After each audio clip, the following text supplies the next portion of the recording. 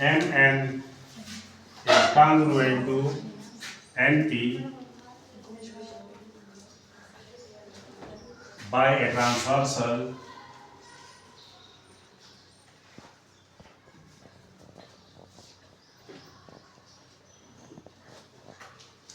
Lx.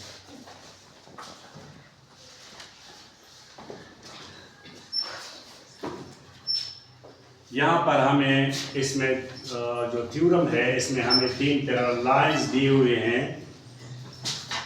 जो कि एक ट्रांसवर्सल ने उनको इंटरसेप्ट किया है कॉन्ग्रुएंट सेगमेंट्स में। ये देखें Mn दिया हुआ है हमें और Nt, ये दोनों आपस में कॉन्ग्रुएंट हैं और ये वो ट्रांसवर्सल है जिसका नाम है Lx। अब हमने साबित क्या करना है, ये जो दूसरा ट्रांसवर्सल है जिसको हम लाइन भी कह सकते हैं QY उसका नाम है और इसने इंटरसेक्ट किया है इन तीनों लाइंस को R, S और T पर। तो हमने ये साबित करना है कि RS जो है वो ST के बराबर होगा या कॉन्ग्रुएंट होगा। ये बात हमने साबित करनी है। To prove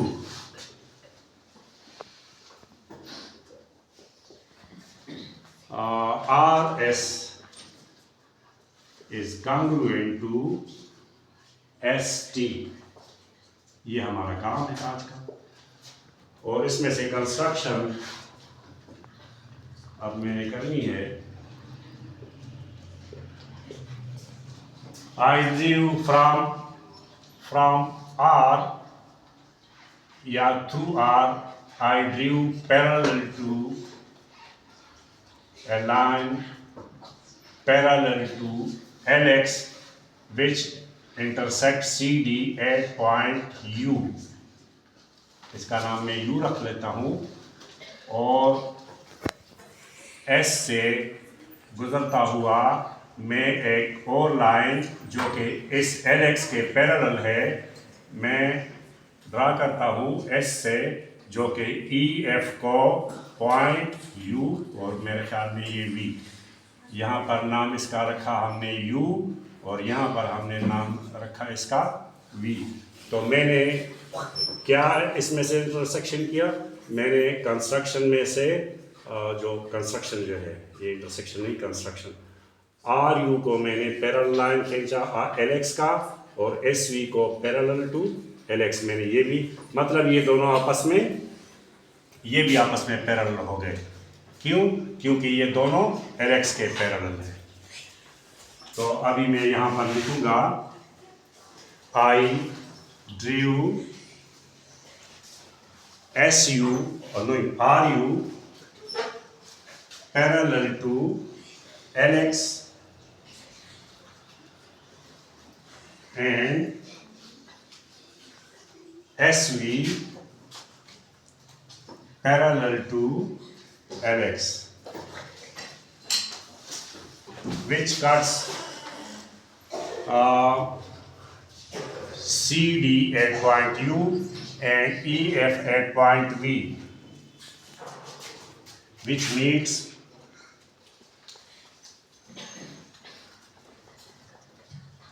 CD at point U and EF at point V। अब प्रूफ लेना है हमने स्टेटमेंट्स और reasons.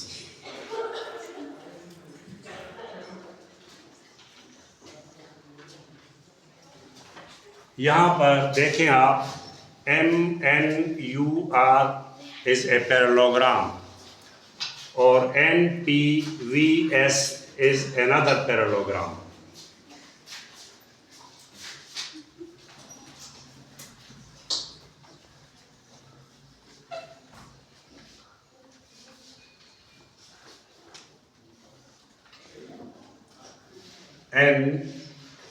SRM and NS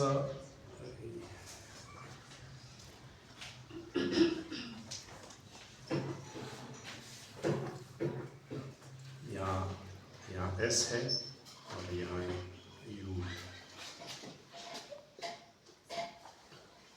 P और यहाँ V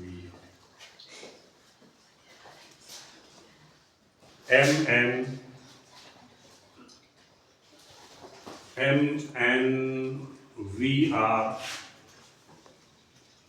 is a parallelogram.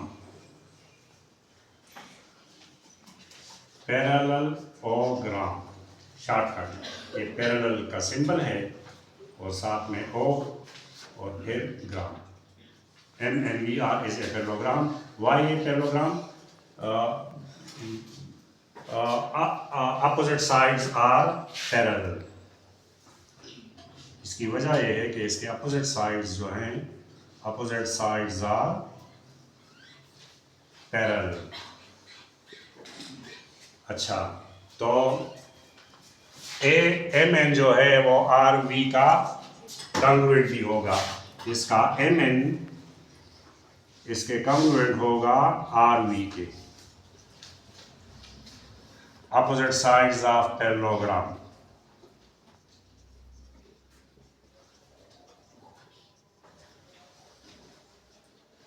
Parallelogram are congruent या also congruent.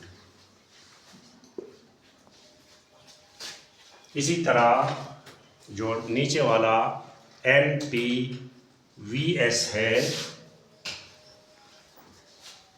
NPVS is another parallelogram.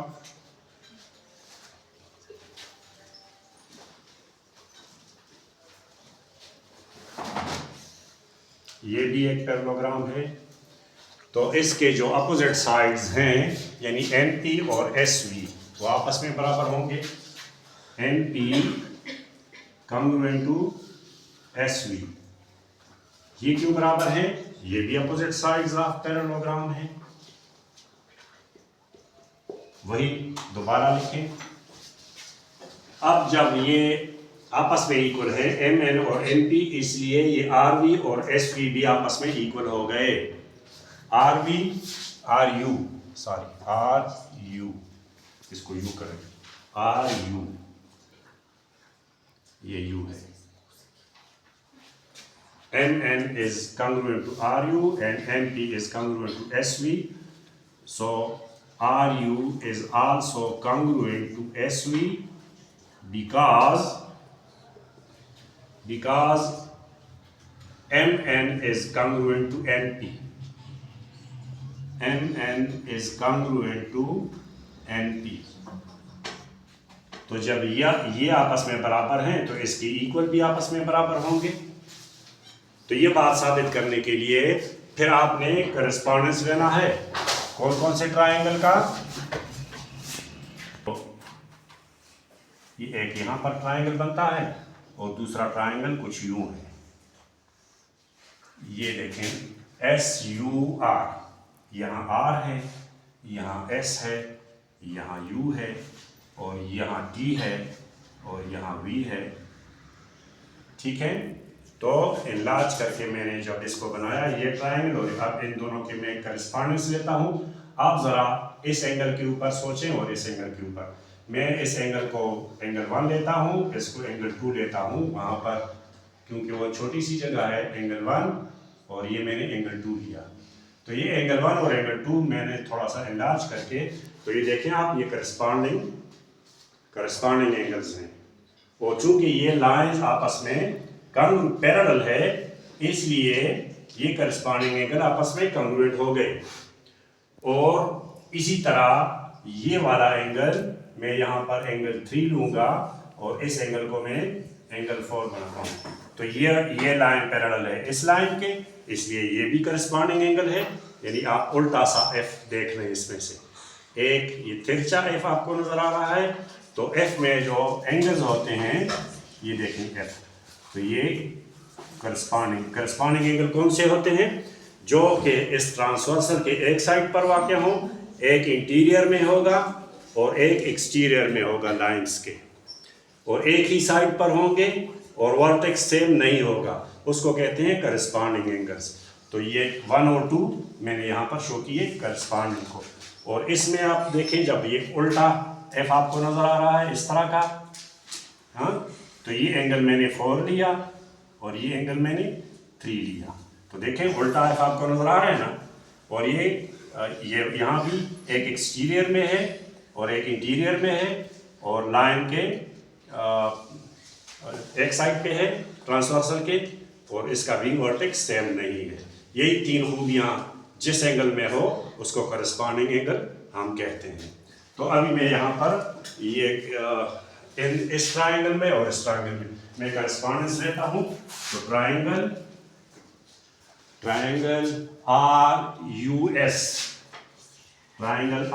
RUS corresponds to triangle SVT।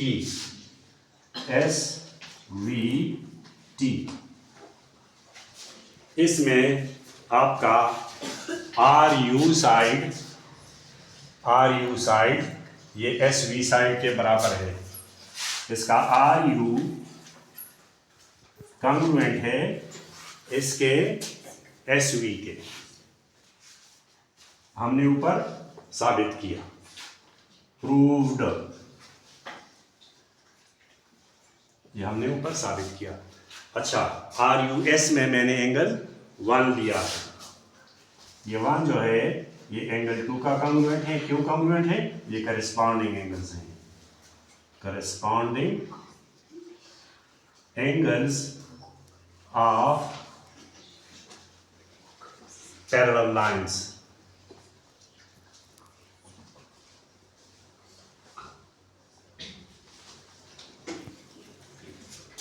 और फिर मैंने 3 लिया और यहाँ पर मैंने 4 लिया, ये भी करस्पॉन्डिंग एंगल्स है ऑफ पैरेलल लाइंस, लेकिन लाइंस मुख्तलिफ हैं। यहाँ पर लाइन EF है इसके लिए, नीचे वाले के लिए, और इसके लिए लाइन RU और SV है जो कि पैरेलल है। तो ये आपका ये ट्राइंगल आपका कॉन्ग्रुएंट हो गया RUS इस ट्राइंगल के। वजह क्या है? AAS is congruent to AAS, क्योंकि ये साइड जो है ये इंक्लूडिंग नहीं है। मैंने एंगल ये वाला यानी 4 और दूसरा एंगल मैंने ये लिया, नीचे मैंने शो किया हुआ है। तो ये कॉन्ग्रुएंट हो गए। जब ये कॉन्ग्रुएंट हो गए तो इसका RS साइड कॉन्ग्रुएंट हो गया इसके ST के, और यही हमने साबित करना था। ये हो गया corresponding sides of congruent triangles. खत्म।